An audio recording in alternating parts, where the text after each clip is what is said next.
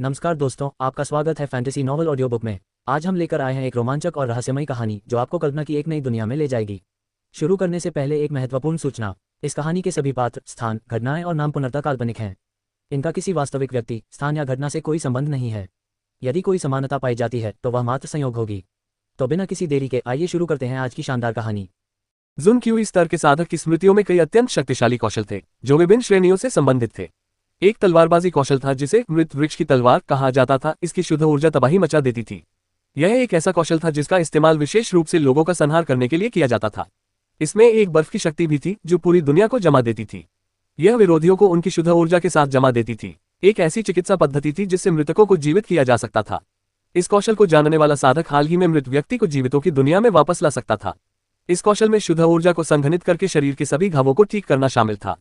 इस कौशल को जानने वाले बहुत कम लोग थे और जो इसे जानते थे उनका बहुत सम्मान किया जाता था। इस अद्भुत चिकित्सा तकनीक को जानने वाले साधकों की अन्य साधकों द्वारा सराहना की जाती थी। कई लोग उनका आशीर्वाद पाने की कोशिश करते थे क्योंकि इससे उनकी जान बच सकती थी। आखिरकार युद्ध में घायल होने पर, विशेषकर किसी अत्यंत शक्तिशाली हमले के कारण, साधक के लिए पूरी तरह से ठीक होना आमतौर पर असंभव होता है। भले ही बाहरी रूप से ऐसा प्रतीत हो कि वह पूरी तरह से ठीक हो गया है, लेकिन इससे साधना पर प्रतिकूल प्रभाव पड़ सकता है। लेकिन लिन फैंग को चिकित्सा तकनीक में कोई दिलचस्पी नहीं थी। उनमें संत जैसा हृदय नहीं था। ये कौशल उसके पूरे भविष्य को प्रभावित करेगा और यहाँ तक कि उसकी किस्मत भी बदल सकता है। लिन फैंग ने इस मामले को बेहद गंभीरता से लिया। जुनची स्तर के साधक की सभी यादें अत्यंत उच्च कोटि के कौशल से भरी थीं। संभव है कि लिन फैंग को जुनची स्तर तक पहुंचने से पहले कोई नया कौशल सीखने की आवश्यकता ही न पड़े। लिन फैंग उस साधक के स्तर से बहुत दूर था। जुनची स्तर का वह शक्तिशाली साधक एक किंवदंती था। ऐसे शक्तिशाली किसान पहाड़ों को भी समतल कर सकते हैं। सूर्य एक बार फिर आकाश में उब रहा था, लेकिन डोंगलिंग पहाड़ी पर एक स्थिर और अकेली आकृति दिखाई दे रही थी। उसकी आंखें पूरे समय बंद ही रही थीं। तेज धूप आसमान में लगातार ऊपर चढ़ती जा रही थी और नीचे की दुनिया को गर्म करती जा रही थी।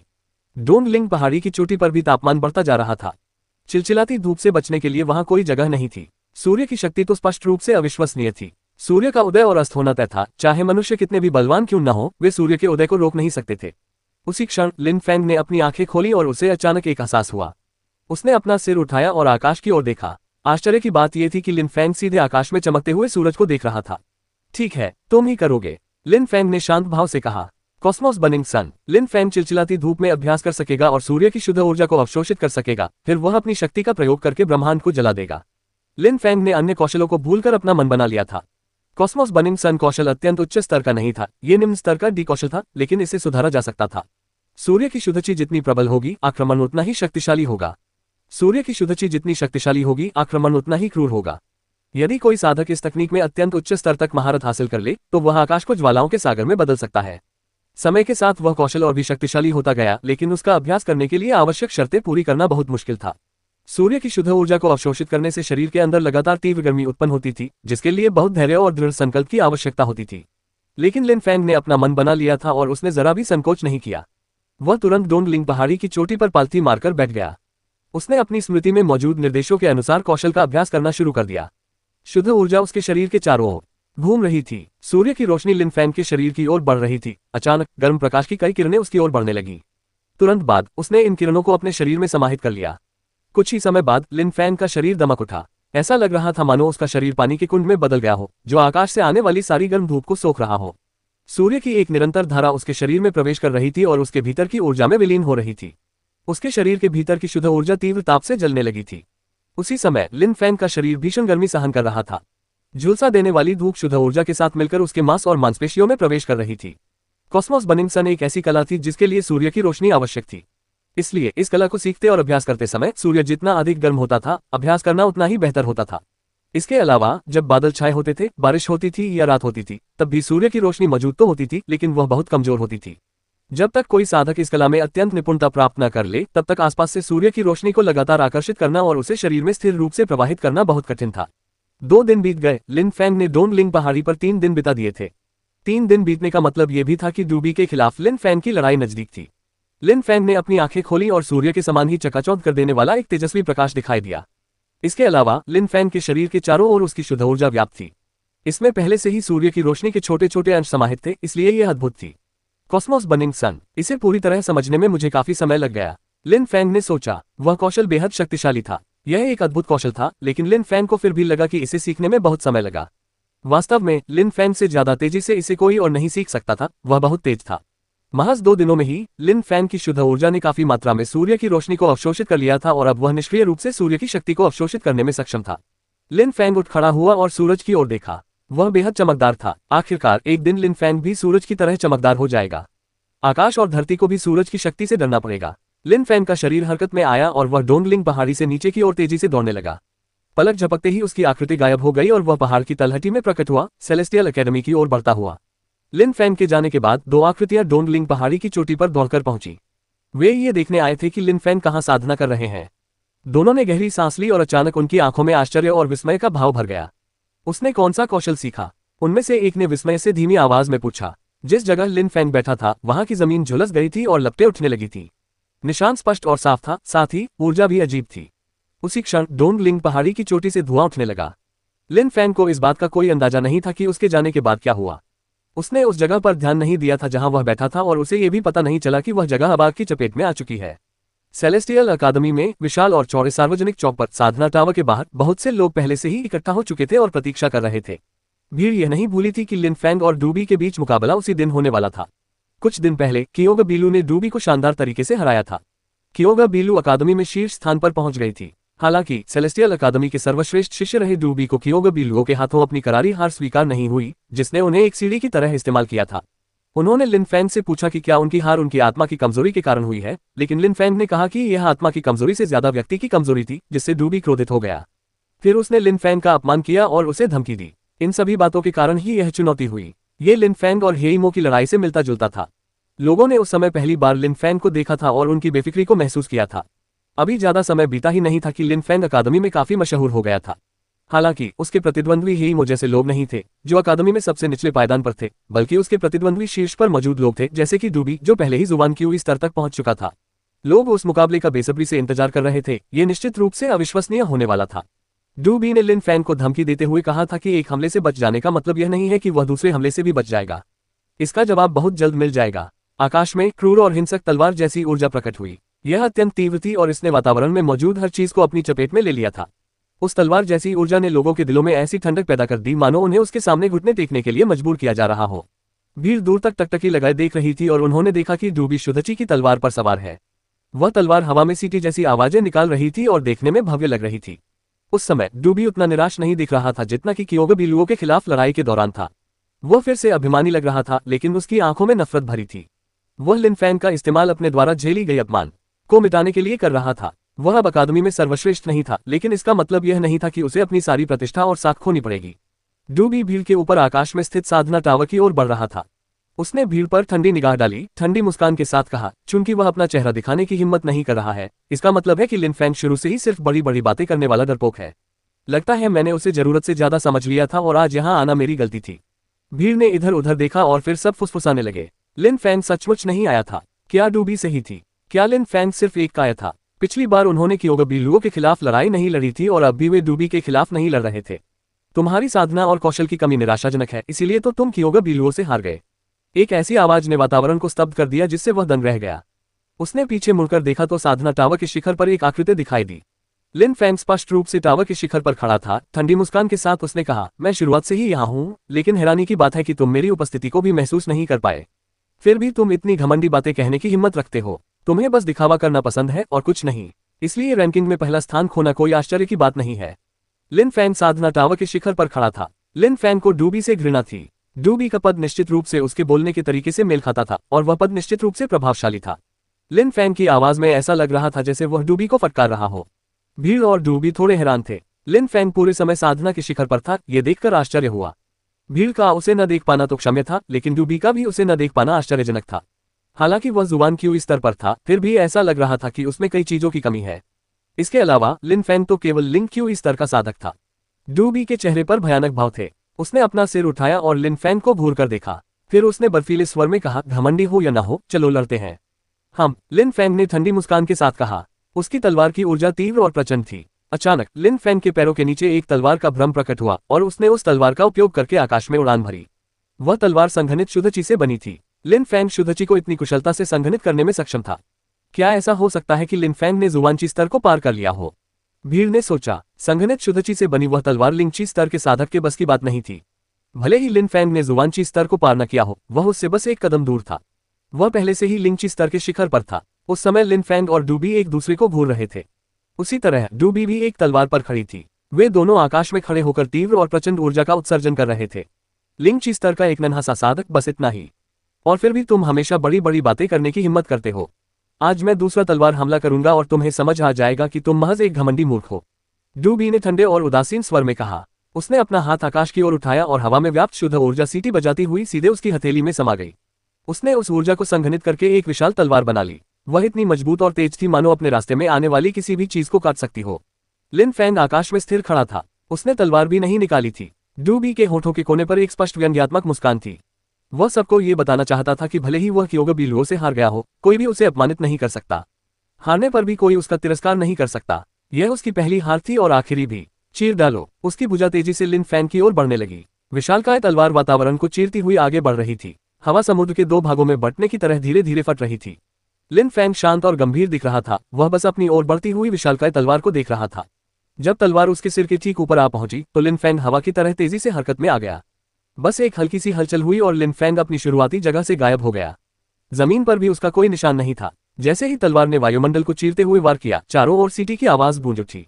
विशालकाय तलवार ने वार किया, लेकिन लिन फैंग से टकराई नहीं। फिर भी तलवार की ताकत बिना रुके लगातार नीचे की ओर बढ़ती रही।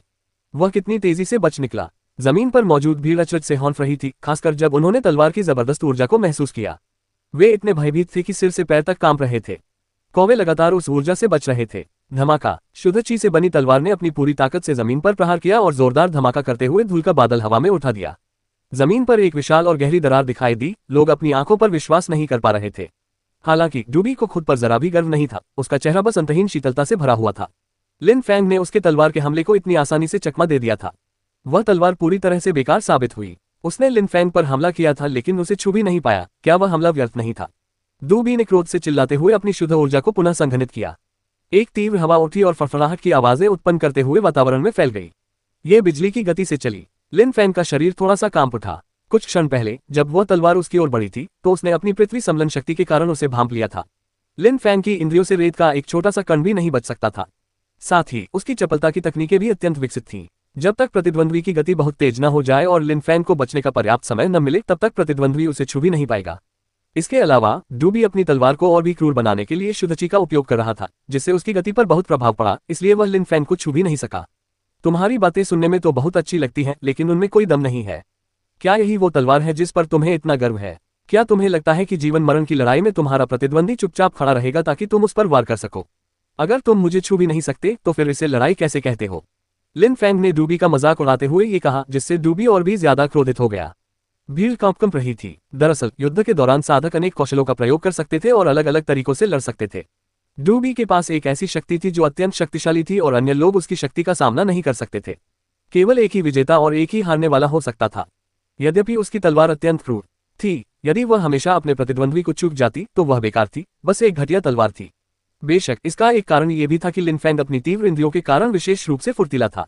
वास्तव में डूबी की तलवार इतनी धीमी नहीं थी, अन्यथा तलवार साधना करना व्यर्थ ही होता। क्या तुम मेरे हमलों से बचते रहोगे? डूबी ने मजाक में कहा। मैं सिर्फ चकमा देता हूँ। तुम सीधे सीधे क्यों नहीं मान लेते कि तुम एक घटिया तलवारबाज हो?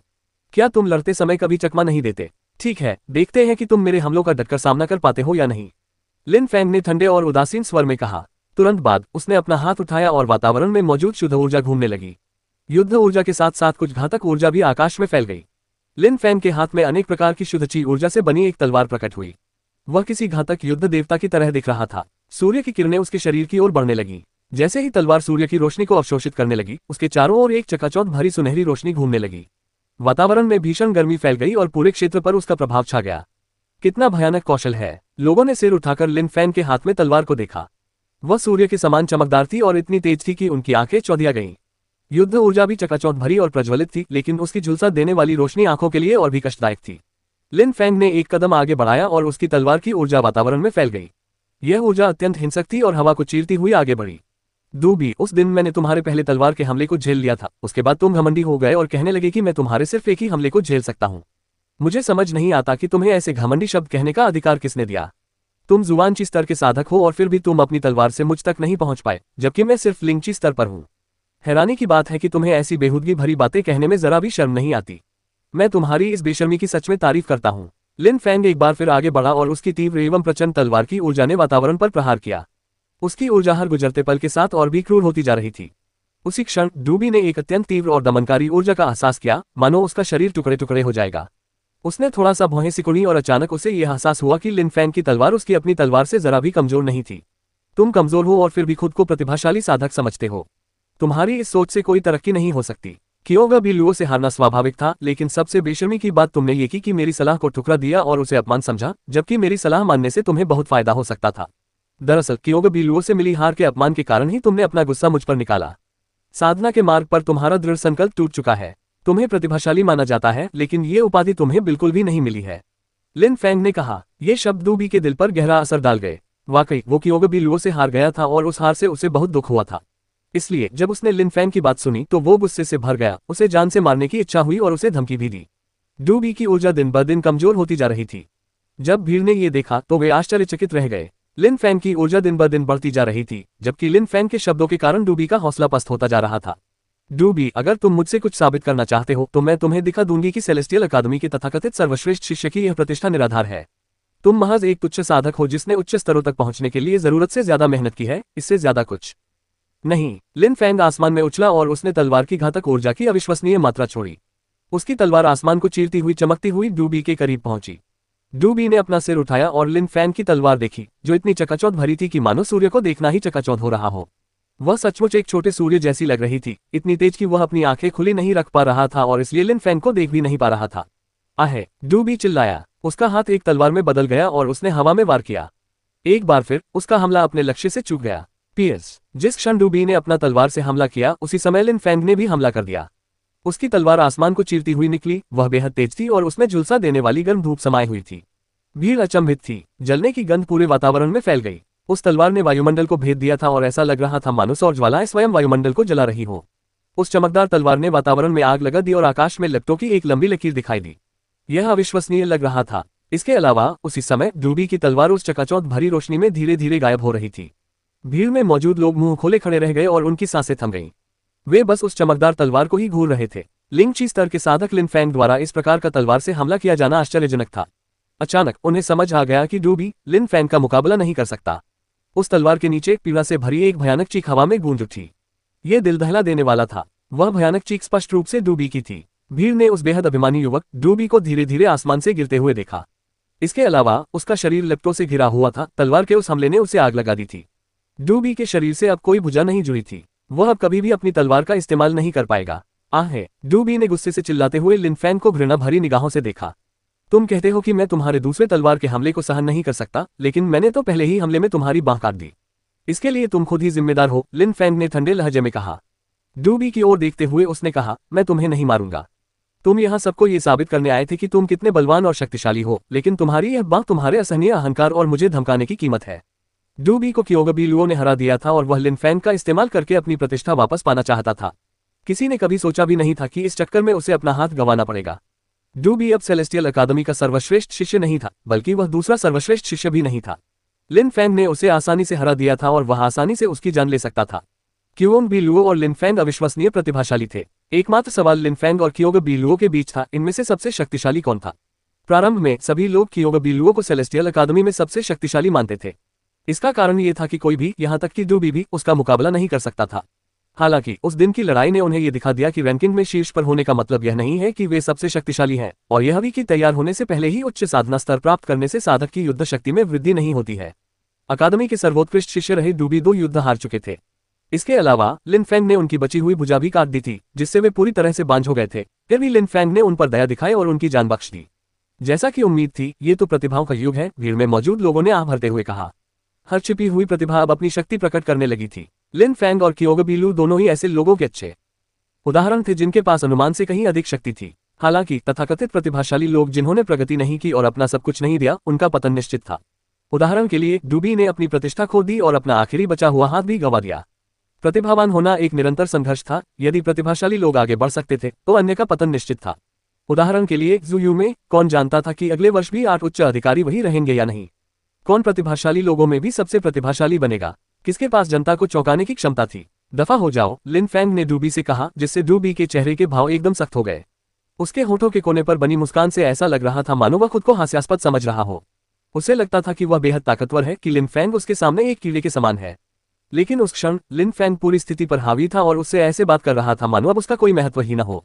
इसके अलावा अगर डूबी नहीं जाता तो इसका मतलब ये होगा कि भले ही उसने अपना आखिरी हाथ खो दिया हो, फिर भी वह लड़ना चाहता है। वह मुड़ा, शुद्धची से बनी एक बेहद कमजोर तलवार पर पैर रखा और चला गया। उसकी परछाई आसमान में गायब हो गई, जिससे कई लोग निराश हो गए। विशाल सार्वजनिक चौक पर भीड़ में तरह तरह की टिप्पणियां फैल रही थीं। उस लड़ाई के बाद खबर बहुत तेजी से फैल जाएगी और सभी को जल्दी ही पता चल जाएगा कि लिन फैंग ने डूबी का हाथ काट दिया था। लोग ये जानने की कोशिश भी कर रहे थे कि नई रैंकिंग सूची कैसी दिख सकती है। सभी इस बात पर सहमत थे कि क्योगबिलुओ अकादमी में शीर्ष स्थान पर थी। लिन फैंग क्योगबिलुओ से थोड़ा कमजोर था, इसलिए दर्शकों को लगा कि वह दूसरे स्थान पर रहेगा। वेन आओजू की रैंकिंग में पहले की तरह कोई बदलाव नहीं होगा, वह अभी भी अकादमी में तीसरे सर्वश्रेष्ठ खिलाड़ी थे। लिन फैंग के प्रदर्शन से भीड़ पूरी तरह से अचंभित थी, लेकिन फिर भी वे क्योगबिलुओ को लिन फैंग से अधिक शक्तिशाली मानते थे क्योंकि वह जुवांची स्तर तक पहुंच चुका था। उसका साधना स्तर लिन फैंग से कहीं अधिक था। इसके अलावा उसकी नीली शून्य आत्मा अत्यंत शक्तिशाली थी। कोई भी उसके नीली शून्य पाताल लोक से बच नहीं सकता था। यदि वह डूबी को मारना चाहता तो वह बहुत आसानी से मार सकता था। इन सब कारणों से लोगों का अनुमान था कि लिन फैंग के लिए इतनी शक्तिशाली क्योगबिलुओ को हराना बेहद मुश्किल होगा। लेकिन भीड़ में मौजूद लोगों का यह भी मानना था कि भले ही क्योगबिलु इस समय अकादमी में सबसे बेहतरीन खिलाड़ी है, लेकिन भविष्य में यह स्थिति बदल सकती है। आखिर लिन फैंग उससे कुछ साल छोटा था। लिन फैंग में अपार क्षमता थी। जब क्योगबिलु लिन फैंग की उम्र का था तब वह लिन फैंग जितना शक्तिशाली नहीं था।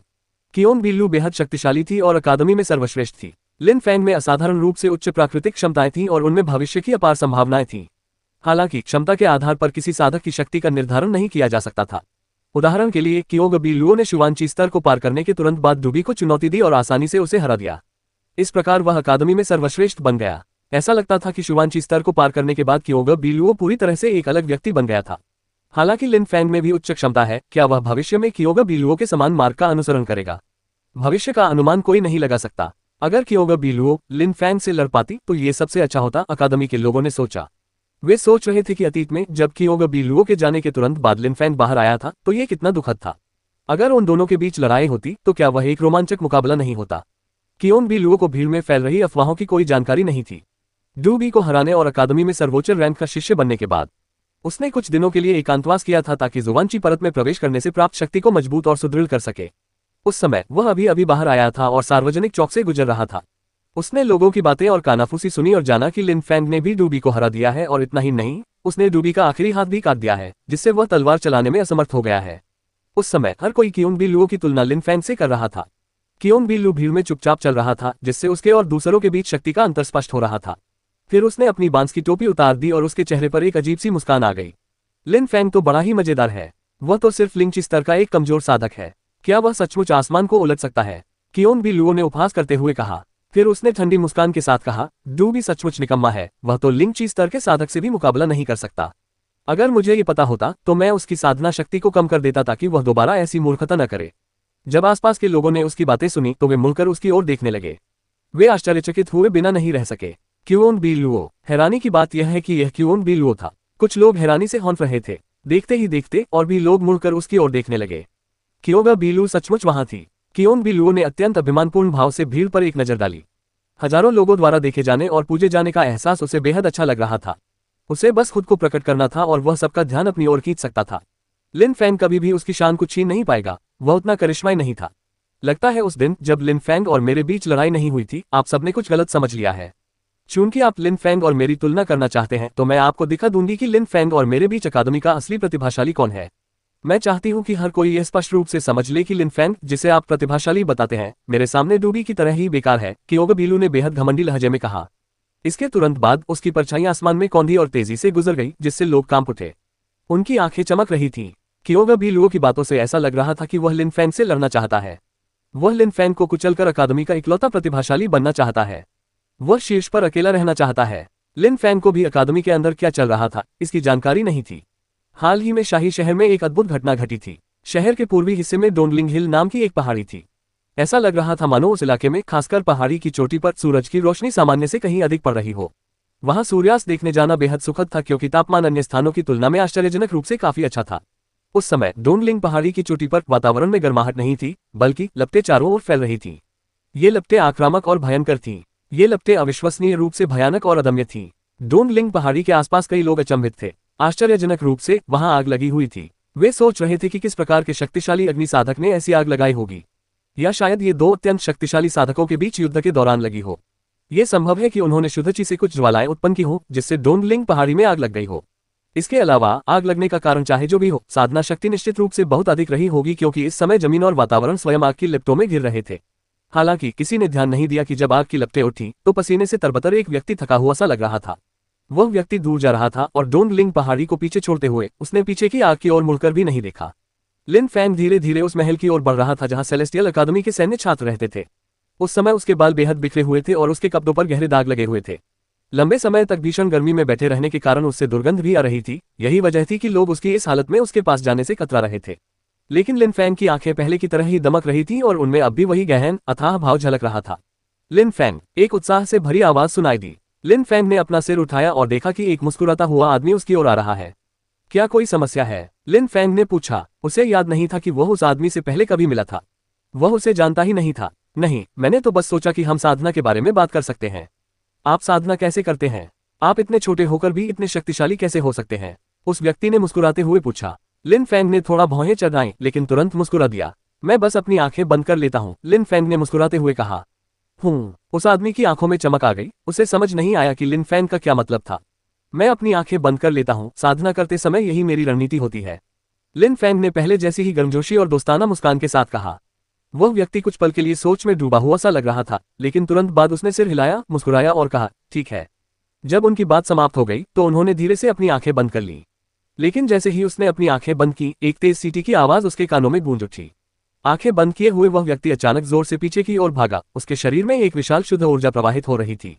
यह तकनीक देखने में बेहद आश्चर्यजनक थी। आसपास के लोग कांपने लगे। यह जुवानची स्तर का एक और साधक था। इतने सारे जुवानची स्तर के साधक कब से होने लगे? वे हर जगह दिखाई दे रहे थे। मर जा, लिन फैंग ने धीमी आवाज में कहा। घातक ऊर्जा वातावरण में फैल गई। एक तलवार ने तुरंत शुद्ध ऊर्जा को भेदते हुए प्रतिद्वंद्वी की छाती में प्रवेश किया।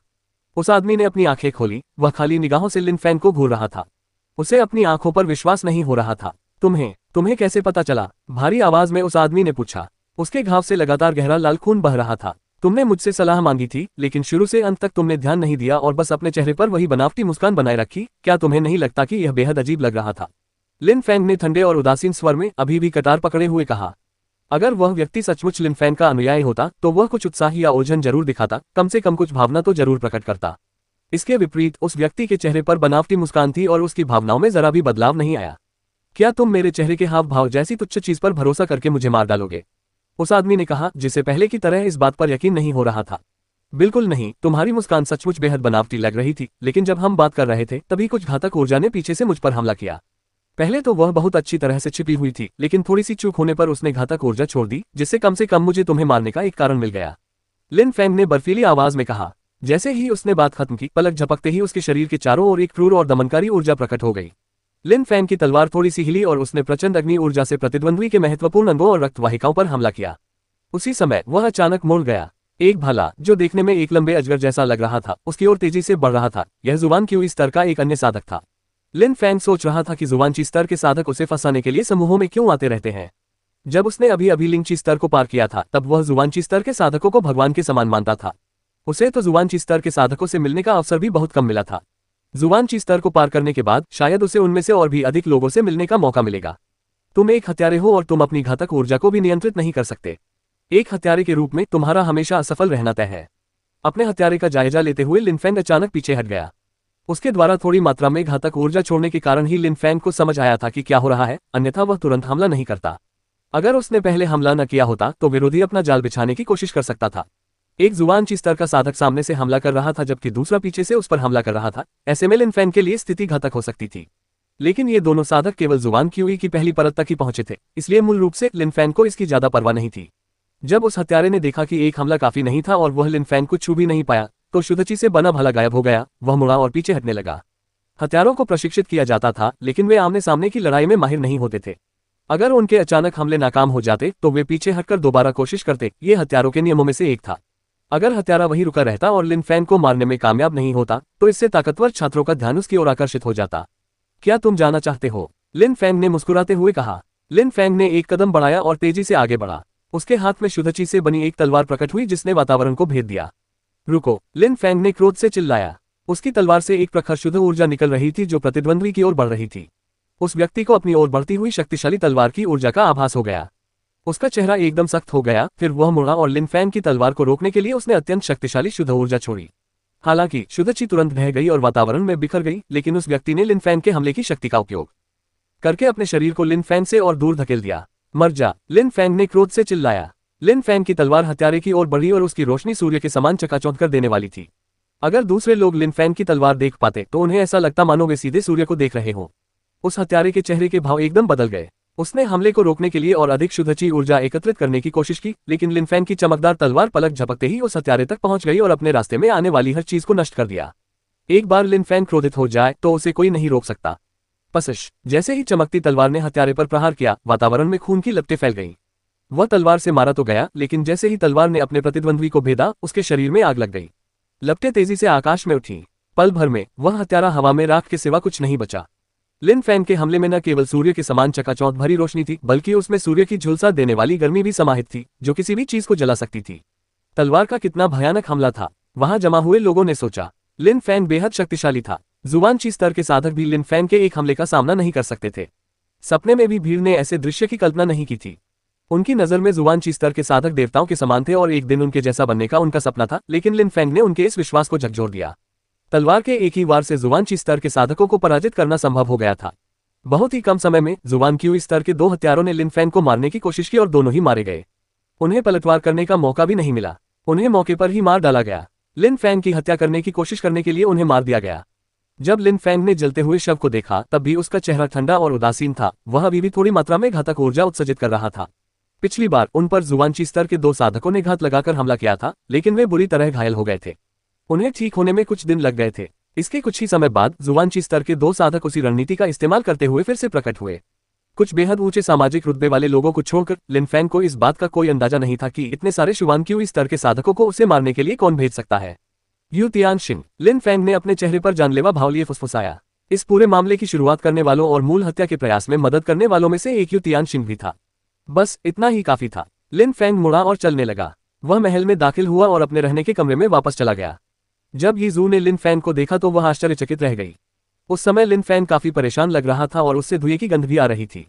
मालिक, मैं मदद करती हूँ और थोड़ा गर्म पानी तैयार करती हूँ, यीजू ने बाथरूम की ओर जाते हुए कहा। वह समझदार थी और जानती थी कि उसे क्या करना है। मुझे गर्म पानी की जरूरत नहीं है, ठंडा पानी ही मेरे लिए काफी है, लिन फैंग ने यीजू को समझाया। ऐसा लग रहा था कि उसे सचमुच नहाने की जरूरत थी।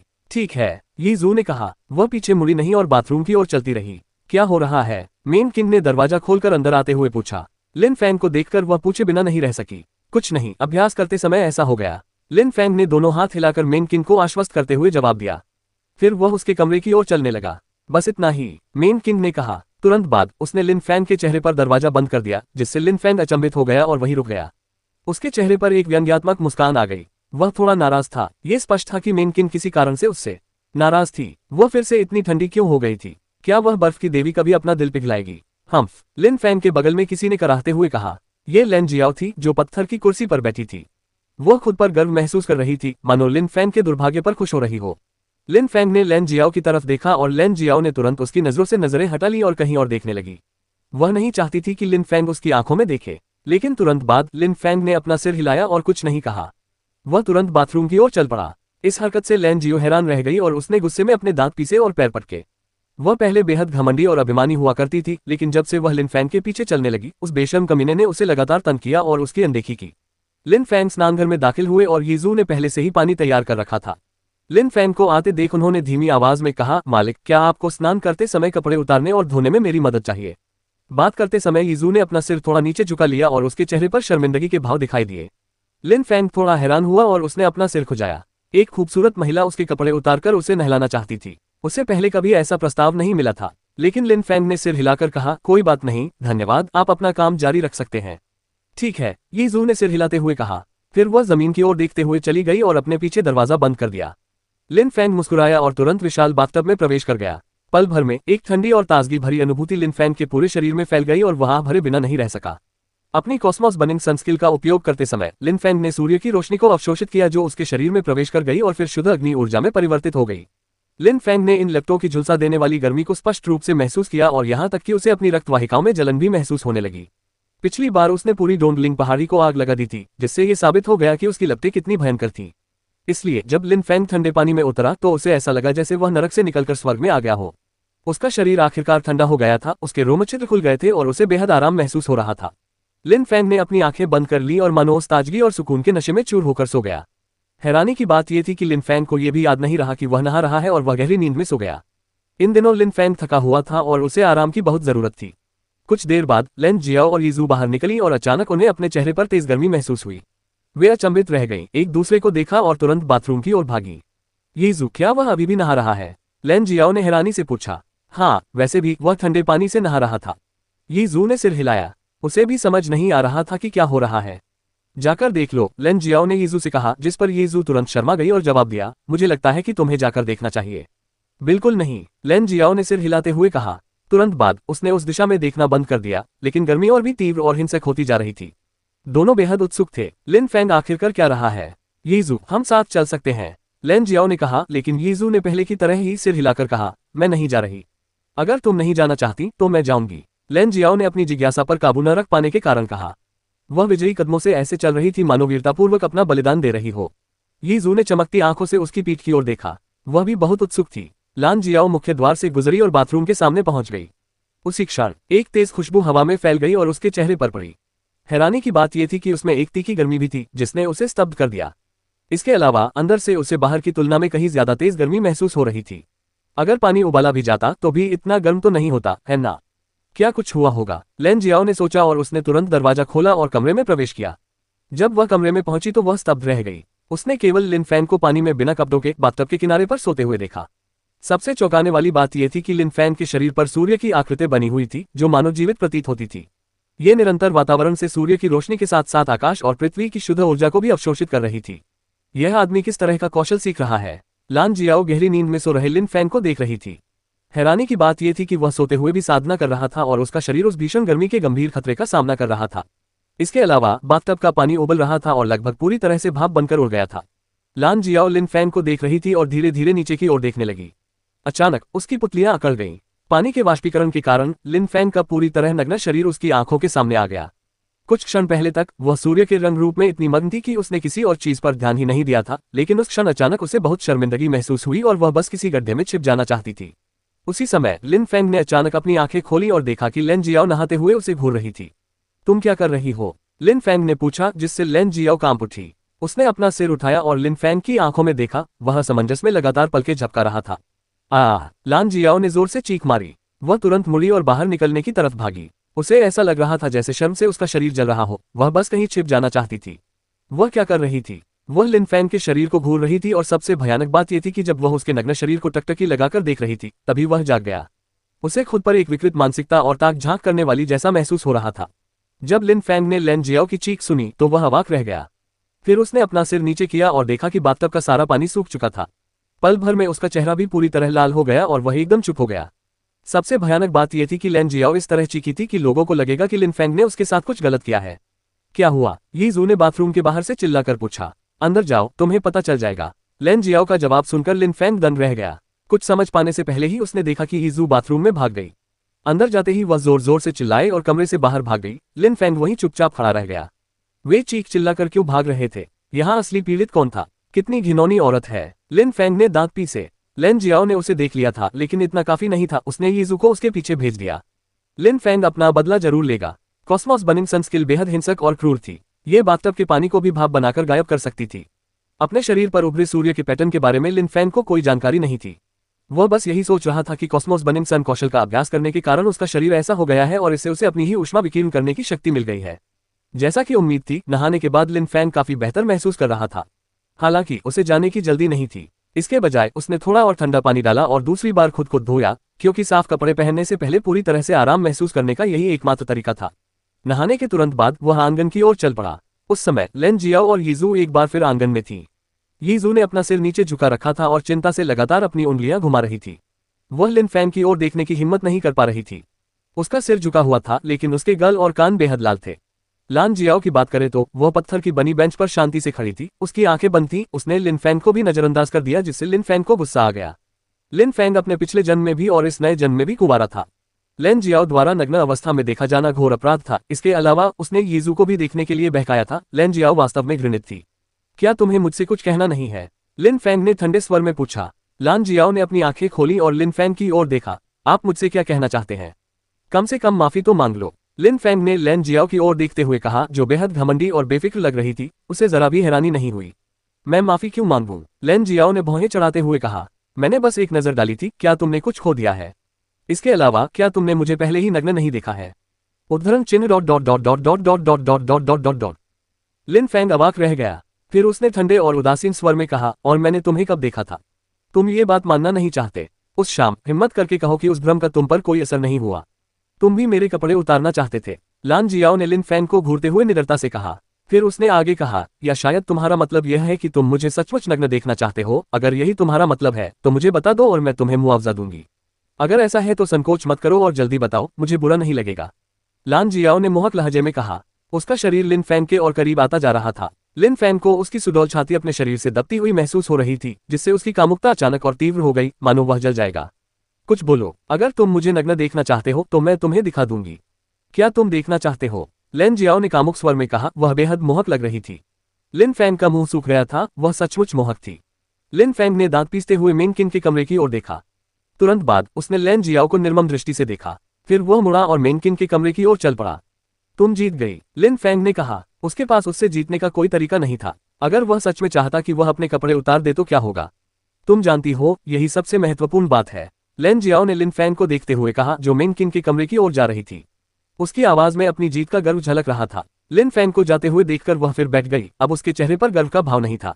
इसके बजाय उसकी आंखों में एक अकेली लड़की का भाव था जो खुद पर शर्मिंदा महसूस कर रही थी। उसके चेहरे पर एक व्यंग्यात्मक मुस्कान आ गई। लिन फैंग के दिल में सिर्फ मेन किंग ही थी। यीजू ने अपना सिर उठाया और जब उसने लेन जियाओ के चेहरे के भाव देखे तो वह कांप उठी। तुरंत बाद उसने अपना सिर फिर से नीचे कर लिया। लेन जियाओ की आंखों में जरा भी गर्व नहीं था, केवल उदासी थी। लिन फैंग तुरंत मेन किंग के कमरे में ऐसे दाखिल हुआ जैसे वह अपने ही कमरे में आया हो। अगर वह उसके दरवाजे पर दस्तक देता तो मेन किंग सोने का नाटक करती और उसे अनदेखा कर देती। लिन फैंग ने अपनी गलतियों से सबक लिया था और अब वह दरवाजे पर दस्तक नहीं देता था। मेन किंग उठ बैठी और लिन फैंग के अंदर आते ही उसे देखने लगी। उसकी खूबसूरत आंखों में एक अजीब सा भाव था और उसने लिन फैंग से कहा, क्या तुम पहले से ज्यादा ताकतवर हो गए हो? हाँ, लिन फैंग ने मुस्कुराते हुए सिर हिलाया। मैंने जुबानची स्तर को पार कर लिया है। जल्द ही मुझे आपकी सुरक्षा की आवश्यकता नहीं होगी। जब मेन किंग ने लिन फैंग की बात सुनी तो वह स्तब्ध रह गई। अचानक उसे उदासी की लहर महसूस हुई और उसने लिन फैंग की ओर देखते हुए कहा, क्या तुम्हारा मतलब यह है कि अब तुम्हें मेरी जरूरत नहीं रहेगी? ये कैसे संभव हो सकता है? उसी क्षण लिन फैंग ने देखा कि मेन किंग के चेहरे से निराशा गायब हो गई और उसकी जगह खुशी झलक रही थी। वह लड़की धीरे धीरे अपनी भावनाओं को स्वीकार करने लगी थी। लिन फैंग मेन किंग की ओर बढ़ा और उसके बगल में बैठ गया। उसने अपना एक हाथ उसकी पीठ पर रखा और फिर उसे उसकी कमर के चारों ओर लपेट लिया, जिससे मेन किंग कांप उठी। वह दूर हटना चाहती थी, लेकिन लिन फैंग के उसे अपने करीब रखने के लिए जोर लगाने के कारण वह ऐसा नहीं कर सकी। फिर उसने उसे अपनी बाहों में भर लिया। लिन फैंग समझ गया था कि वह मेन किंग की पहल करने का इंतजार नहीं कर सकता। वही अकेला था जो धीरे धीरे करके चीजों को आगे बढ़ा सकता था। वैसे भी मेन किंग उससे कभी नाराज नहीं होगी। लिन फैंग को मेन किंग से अधिक शक्तिशाली होने में ज्यादा समय नहीं लगेगा। उस समय मेन किंग उसकी देखभाल नहीं कर पाएगी। उसके पास इसे स्वीकार करने के अलावा कोई विकल्प नहीं होगा। जब लिन फैंग ने इस बारे में सोचा तो उसे थोड़ी खुशी महसूस हुई। मेन किंग, मुझे अब तुम्हारी सुरक्षा की जरूरत नहीं होगी, लेकिन अब मैं तुम्हारी रक्षा करूंगा। जब मेन किंग ने लिन फैंग की मधुर आवाज सुनी तो उसकी धड़कन थोड़ी तेज हो गई। उसके चेहरे पर अचानक एक सुंदर और प्यारी मुस्कान आ गई, लेकिन वह क्षण भर के लिए ही टिकी रही। वह अवाक रह गई। कुछ देर बाद मेन किंग बोली, लिन फैंग, तुम्हारा शरीर बदल गया है। तुमने कौन सा कौशल सीखा है? क्या यह अग्नि पर आधारित कौशल है? हाँ, ऐसा कह सकते हैं। इसे कॉस्मोस बर्निंग सन कहते हैं। यह एक ऐसी कला है जो सूर्य की शक्ति का उपयोग करती है। ये साधक को सूर्य की शुद्ध ऊर्जा का उपयोग करने में सक्षम बनाती है, जो जाहिर तौर पर बेहद गर्म होती है। लिन फैंग ने मेन किंग से कुछ भी छिपाए बिना समझाया। कॉस्मोस बर्निंग सन। मेन किंग थोड़ा हैरान होकर बोली, लिन फैंग, जब आप कॉस्मोस बर्निंग सन का अभ्यास शुरू करते हैं तो यह निम्न स्तर की दी कौशल होती है, लेकिन जब सूर्य की शुद्धची शक्ति बढ़ती है तो कौशल का स्तर भी बढ़ जाता है। तब यह एक वास्तविक सूर्य कौशल बन जाती है। यह अत्यंत शक्तिशाली है। आपने इसे कैसे प्राप्त किया? लिन फैंग आश्चर्यचकित रह गया। उसने उत्सुकता से मेन किंग की ओर देखा और पूछा, मेन किंग, तुम्हें ये सब बातें कैसे पता है? क्योंकि मैं जिस कौशल का अभ्यास करता हूँ वह निम्न स्तर का चंद्र कौशल है, मेन किंग ने उत्तर दिया। अब आपका कॉस्मोस बर्निंग सन कौशल निम्न गुणवत्ता का दी स्तर का कौशल है। इसे निम्न स्तर का सूर्य कौशल भी माना जा सकता है, लेकिन जब आप इसमें निपुण हो जाएंगे तो यह एक वास्तविक सूर्य कौशल बन जाएगा। निम्न स्तर के चंद्र कौशल की तुलना में कॉस्मोस बर्निंग सन कौशल वास्तव में आकाश को प्रज्वलित कर सकता है और महासागरों को उबाल सकता है। सूर्य, चंद्रमा, इसके अलावा अन्य निम्न स्तर की सूर्य और निम्न स्तर की शक्तियां भी थीं। लिन फैंग की आंखें चमक रही थीं। उसकी छाती पर बना वह सूर्य असली सूर्य नहीं था, बल्कि उसकी शक्ति का एक अंश मात्र था। मेन किन केवल निम्न स्तर की चंद्र शक्ति का अभ्यास कर रही थी, फिर भी उसकी बर्फीली ऊर्जा असाधारण रूप से शक्तिशाली थी। इसके अलावा वह कॉस्मोस बर्निंग सन एक सूर्य शक्ति थी। इसमें कोई आश्चर्य नहीं कि वह इतनी तीव्र थी कि बाथटब का पानी भाप बनकर उड़ गया। मेन किंग, चूंकि ब्रह्मांड जलते सूर्य की कला छोटी सूर्य कला है और तुम जो अभ्यास करती हो वह छोटी चंद्रमा कला है, तो लिन फैंग की आंखें चमक रही थीं और वह अपना सिर खुजा रहा था। उसके होंठ कांप रहे थे। वह मुस्कुराया और बोला, मेन किंग, क्या तुम मेरे साथ साधना करना चाहोगी? हम साथ में अभ्यास कर सकते हैं। लिन फैंग थोड़ा शर्मा रहा था। उन दिनों तक वह जुवानची स्तर तक पहुंच चुका था, लेकिन साथ में अभ्यास, ये दो शब्द सुनकर उसका दिल जोर से धड़कने लगा था, खासकर इसलिए कि उसने अभी अभी अपने सपनों की रानी, एक देवी मेन किंग से उसके साथ अभ्यास करने का अनुरोध किया था।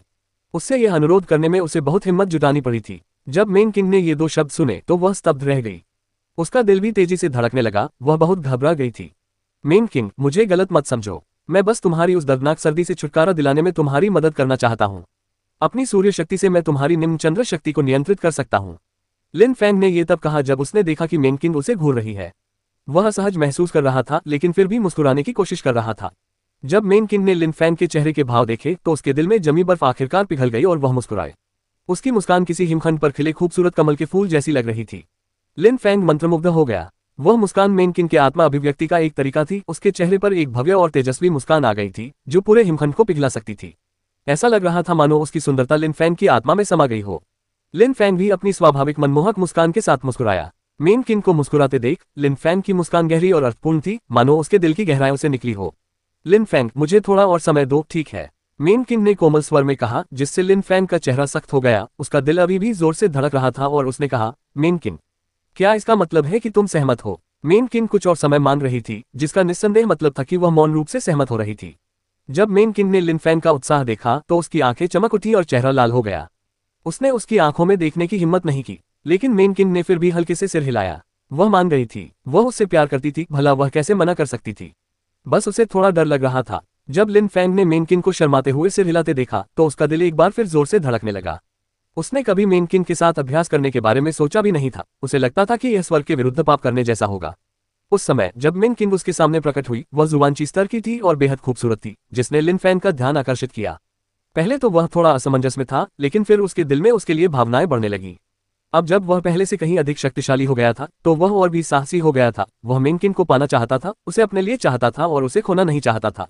अगर वह बर्फ की देवी भी होती तो क्या हुआ? लिन फैंग उसका दिल पिघला सकता था। वह हमेशा के लिए उसकी रक्षा करना चाहता था। मेन किंग ही वह थी जिससे वह प्यार करता था। लिन फैंग को यह नहीं पता था कि जुबान की इस स्तर तक पहुंचने के बाद उसकी जागरूकता भी अत्यंत तीव्र हो गई थी। यही कारण था कि उसने इस अवसर का उपयोग मेन किंग से उसके साथ अभ्यास करने के लिए कहा। इसके अलावा मेन किंग के जवाब से वह सुखद रूप से आश्चर्यचकित हो गया था। उसने आश्चर्यजनक रूप से मना नहीं किया था। हालांकि लिन फैंग जानता था कि मेन किंग उसे पसंद करती है, लेकिन उसका दिल अपनी भावनाओं को व्यक्त करने में असमर्थ था। लिन फैंग को ऐसा लग रहा था जैसे उनके बीच कोई पर्दा है, मानो कोई अदृश्य शक्ति हो और आपसी समझ की कमी हो। लेकिन उस क्षण वह शक्ति गायब हो गई और मेन किंग ने अपनी भावनाओं को छिपाना बंद कर दिया। उसने सिर हिलाकर उसके साथ अभ्यास करने के लिए सहमति दे दी। वह साधारण सा इशारा ही प्रेम की घोषणा थी। लिन फैंग खुशी से मुस्कुराया। उसने मेन किंग को कसकर गले लगा लिया। जब उसने उसका खूबसूरत चेहरा अपने चेहरे से बस 1 इंच दूर देखा तो उसने कोमल स्वर में कहा, बेशक मैं तुम्हें कुछ समय दे सकता हूं, लेकिन अभी के लिए। लिन फैंग के होठों के स्पर्श से उसके बर्फीले ठंडे होंठ धीरे धीरे गर्म हो गए। उस क्षण उसके दिल में जमी बर्फ थोड़ी और पिघल गई। मेन किंग और लिन फैंग एक दूसरे से प्यार करते थे। मेन किंग अब अपनी भावनाओं को छिपा नहीं रही थी। उसने लिन फैंग को बाहों में भर लिया और उसे कसकर गले लगा लिया। यह कोई कोमल चुंबन नहीं था। मेन किंग ने आखिरकार अपनी भावनाओं को खुलकर प्रकट कर दिया था। ... मालिक। उसी क्षण एक आवाज ने लिन फैंग और मेन किंग के भावुक आलिंगन को बाधित कर दिया। मेन किंग का चेहरा एकदम लाल हो गया था। वह बेहद प्यारी लग रही थी। लिन फैंग ने कोमल और स्नेहपूर्ण भाव से मेन किंग की ओर मुस्कुराते हुए देखा। उन्होंने उसके चेहरे को सहलाया, लेकिन व्यवधान से उन्हें चिढ़ महसूस हुई। ये यीजू था। उसे परेशान करने के लिए यह बिल्कुल सही समय नहीं था। मैं जाकर देखता हूं कि क्या हो रहा है, लिन फैंग ने कहा। ठीक है, मेन किंग ने एक आज्ञाकारी और शर्मीली छोटी बच्ची की तरह कहा। लिन फैंग कमरे से बाहर निकली और यीजू को देखकर उसने तुरंत कहा, गुरुजी, नानशान नाम का एक व्यक्ति आपसे मिलने आया है। नानशान? लिन फैंग ने भौहें चढ़ाईं। वह क्या चाहता था? नानशान दुवान वुइया का प्रतिनिधित्व करता था। अगर वह आया होता तो इसका मतलब था कि दूसरा राजकुमार लिन फैंग की तलाश कर रहा था। लिन फैंग दरवाजे से अंदर दाखिल हुआ और उसने बाहर नानशान को देखा। लिन फैंग को आते देख उसके चेहरे पर गंभीर और सख्त भाव आ गए। उसने मुस्कुराने की कोशिश की और कहा, लिन फैंग, महाराज आपसे मिलना चाहते हैं। दूसरा राजकुमार मुझसे मिलना चाहता है। क्या बात है? लिन फैंग थोड़ा चौंकते हुए बोला। उसने दुआन वुइया को आखिरी बार सेलेस्टियल रिवर में देखा था। उस दिन दुआन वुइया ने काले कपड़े पहने थे और अपने साथ शुवान क्यू स्तर के 8 साधकों को लाया था।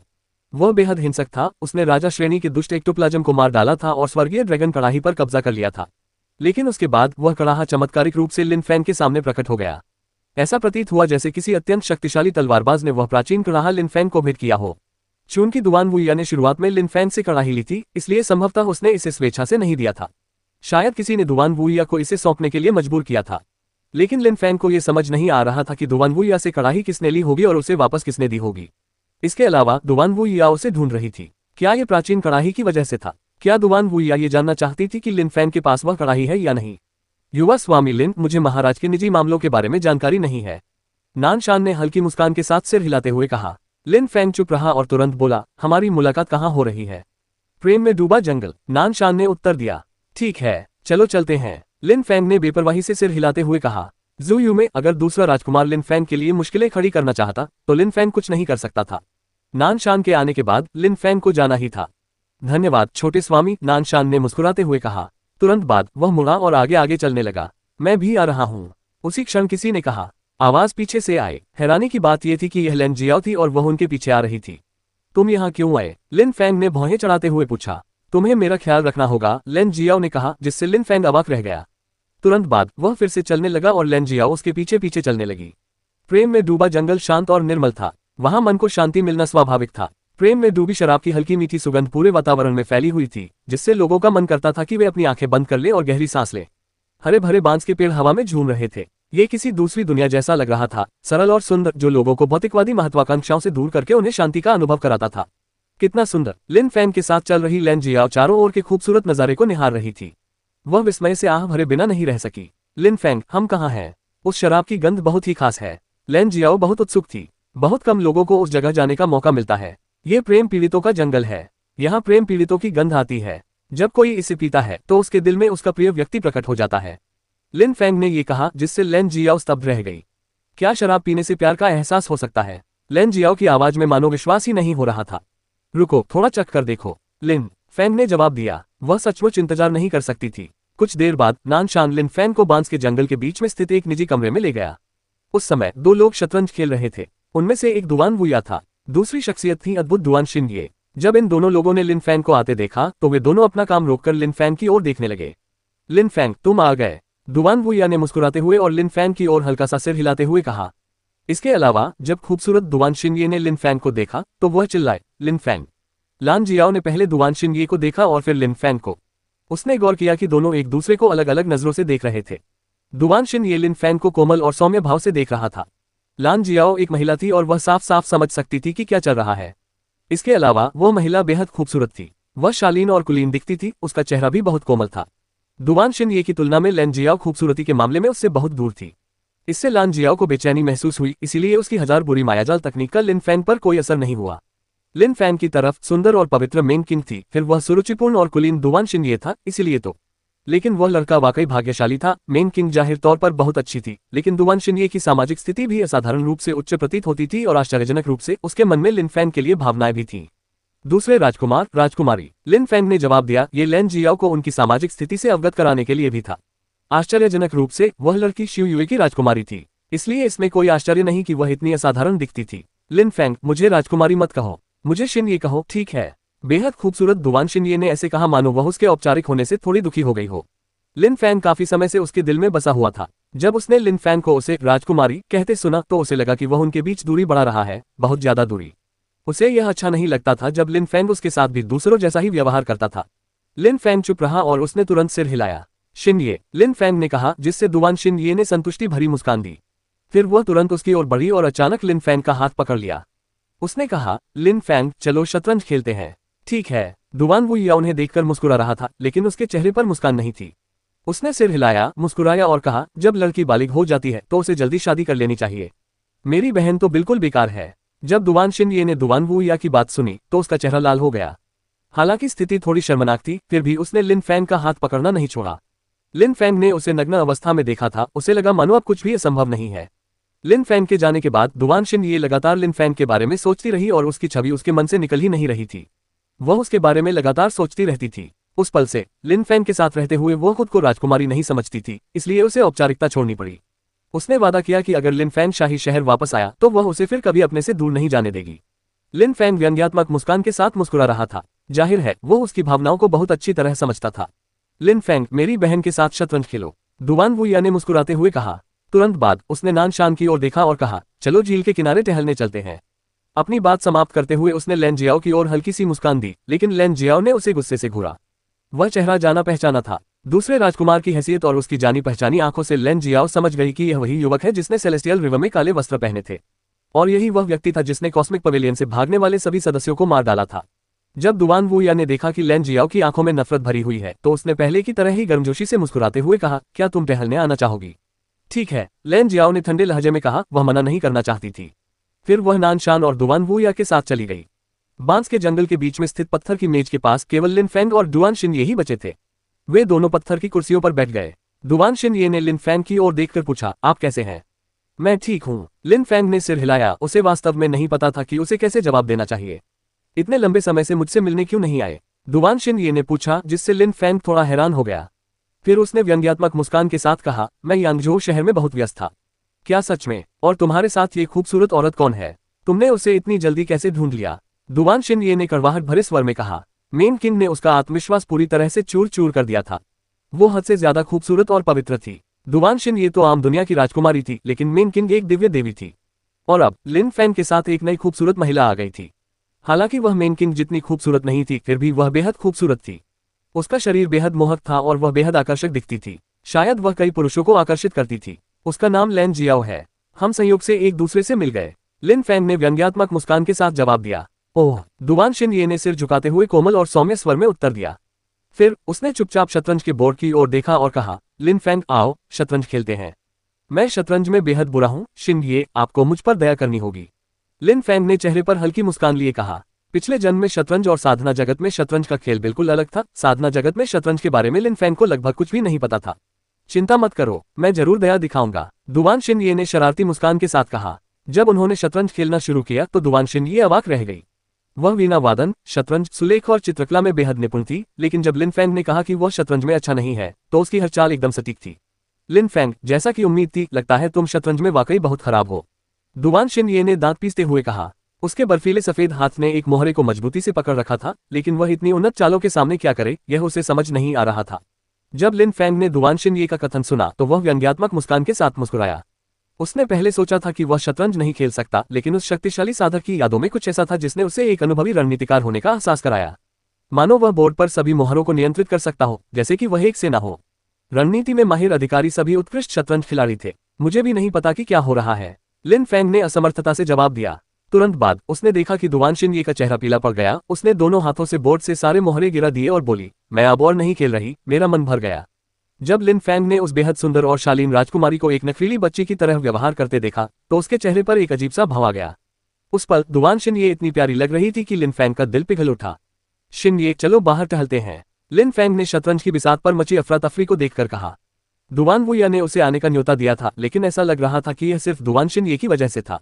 प्राचीन कड़ाही से इसका कोई लेना देना नहीं था, लेकिन लैन जियाओ और डुआन वुया साथ थे। लिन फैंग को डर था कि लैन जियाओ अपना आपा खो बैठेगी। आखिरकार सेलेस्टियल रिवर में डुआन वुया ने आंटी यून की हत्या कर दी थी, जो लैन जियाओ के बहुत करीब थी। ठीक है, डुआन शिनये ने सिर हिलाया। तुरंत बाद वह खड़ी हो गई और लिन फैंग के साथ बांस के जंगल में टहलने चली गई। जंगल के भीतरी हिस्से में एक छोटी सी धारा बह रही थी, जिससे पानी के बहने की मधुर ध्वनि निकल रही थी। उस पर एक छोटा सा पुल भी था और दृश्य मनमोहक था। डुआन शिनये ने अपना सिर उठाया और पन्ना हरे बांस पर बैठी एक चिड़िया को देखा। वह अचानक उदास हो गई और धीमी आवाज में बोली, काश एक दिन मैं अपने प्रिय के साथ यहाँ एक घर बना पाती, कितना अच्छा होता। लिन फैंग चौंक गया और तुरंत व्यंग्यात्मक मुस्कान के साथ बोला। स्थिति लिन फैंग के लिए थोड़ी असहज थी। फिर उसने कहा, लिवसिक फॉरेस्ट बनाने वाले ने शायद यही सोचा होगा, इसीलिए उन्होंने इतनी खूबसूरत जगह बनाई। हाँ, वह बहुत मूर्ख थी। उसने अपने चुने हुए प्रेमी की वजह से अपने कबीले से सारे संपर्क तोड़ दिए। डुआन शिनये ने सिर हिलाया। जब लिन फैंग ने सुना कि डुआन शिनये ने उसकी बात सुनी है तो वह बहुत उत्सुक हो गया। उसने खुद को रोक नहीं पाया और पूछा, लिवसिक फॉरेस्ट का मालिक कौन है? पब फ्यूचर विज्ञापन। डुआन शिनये ने लिन फैंग की ओर देखा, मुस्कुराए और बोली, वो शख्स जिसे कभी पूरे देश की सबसे खूबसूरत महिला कहा जाता था, यूमिंग हे। जू यू की सबसे खूबसूरत महिला। लिन फैंग आश्चर्यचकित था। दुवान शिन ये बेहद खूबसूरत और उच्च सामाजिक प्रतिष्ठा वाली महिला थी, लेकिन उन्हें कभी देश की सबसे खूबसूरत महिला का खिताब नहीं मिला था। हालांकि यू मिंगहे को ऐसा माना जाता था, इसलिए लिन फैंग ऐसी सुंदरता को देखकर उत्सुक था। यू मिंगहे, लिन फैंग ने फुसफुसाते हुए कहा और तुरंत बाद उसने दुवान शिन ये की ओर देखकर कहा, उसका पारिवारिक नाम यू है। दुवान शिन ये ने हल्के से सिर हिलाते हुए कहा, आपने तुरंत सही अनुमान लगाया। वाकई वह युए वंश से है। इसके अलावा अतीत में उसे युए वंश की सबसे प्रतिभाशाली शिष्या माना जाता था, यहाँ तक कि उसे पूरे जू युए देश की सबसे शक्तिशाली महिला भी माना जाता था। पुरुषों में भी उससे मुकाबला करने वाले बहुत कम थे। लिन फैंग की जिज्ञासा बढ़ती जा रही थी। वह सचमुच सोच रहा था कि ऐसी महिला कैसी हो सकती है। आश्चर्यजनक रूप से वह देश की सबसे खूबसूरत और सबसे ताकतवर महिला थी, और उससे भी बड़ी बात यह थी कि उसे हराने वाले पुरुषों की संख्या बहुत कम थी।